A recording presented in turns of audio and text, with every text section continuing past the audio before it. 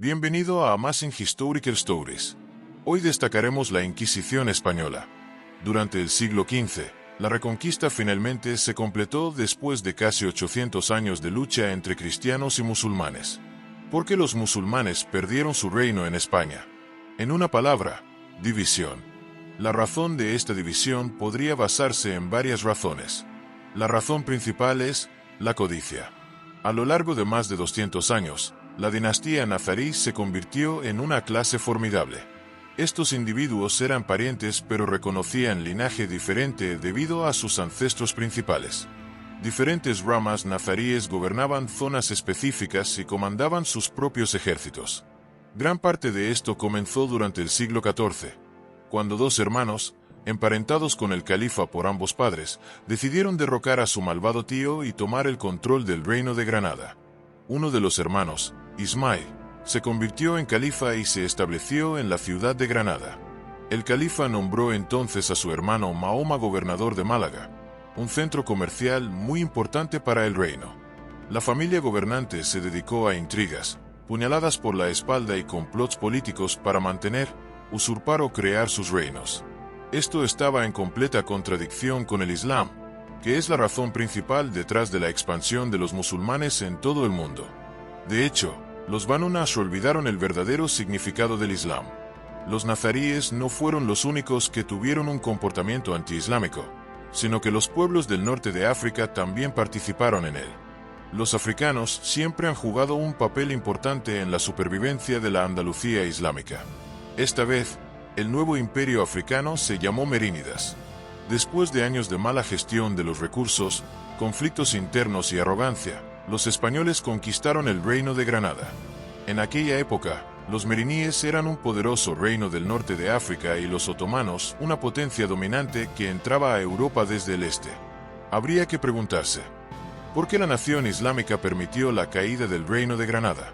Los hechos indican que fue por interés propio. Los otomanos estaban ocupados consolidando sus ganancias en Europa del Este después de la caída de Constantinopla. Además, luchaban contra los mamelucos en Egipto por la supremacía.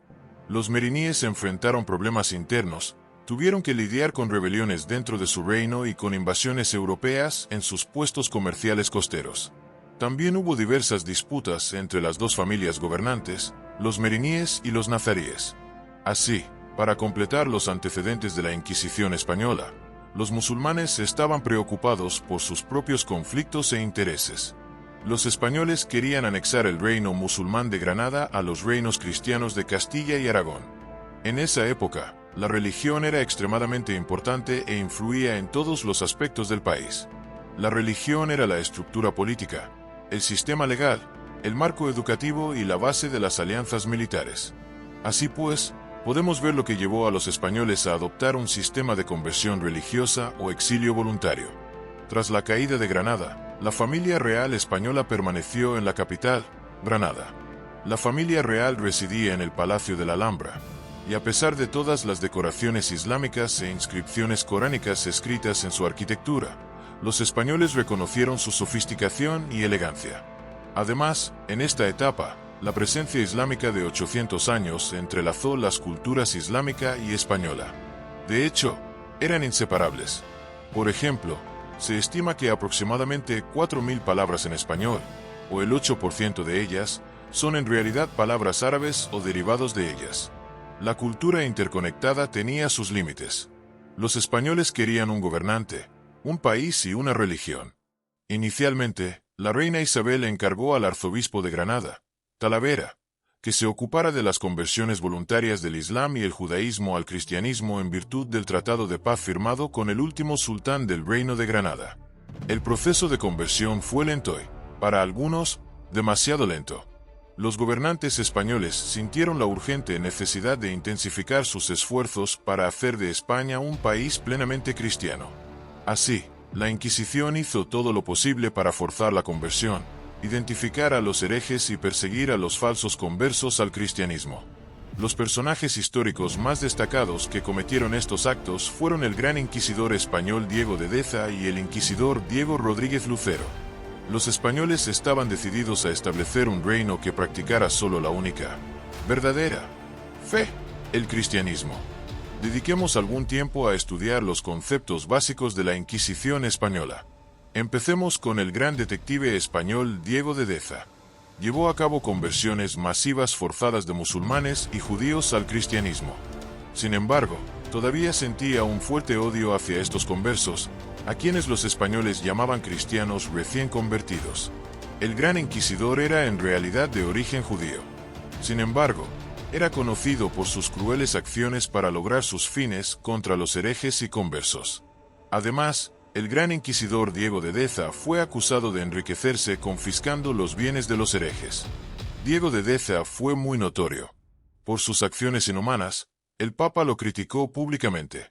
Aunque el gran inquisidor Diego de Deza tenía una reputación notoria durante ese periodo, no era tan notorio como su ayudante principal, el inquisidor Diego Rodríguez Lucero, también conocido como el Villano. Fue conocido por desatar un régimen de terror en Andalucía. Torturaba a la gente sin piedad con el mango. Fueron condenados a prisiones horribles. Brutalidad increíble en las cámaras de tortura. Él orquestó una ejecución en masa. En este proceso, los herejes y apóstatas convictos son quemados vivos públicamente. Demolió edificios que creía que eran templos judíos secretos. La Inquisición quemó miles de libros judíos e islámicos. El villano era tan malvado que provocó un motín civil y escapó por poco con vida. Por otra parte, el arzobispo de Granada, Hernando de Talavera, no era como otros inquisidores. La madre del arzobispo era conversa y posiblemente exjudía. El arzobispo Talavera era una persona amable y gentil, y adoptó un enfoque más humano a la hora de convertir judíos y musulmanes al cristianismo. Buscó la conversión a través de la educación y la persuasión en lugar de la crueldad. Modelo presidencial.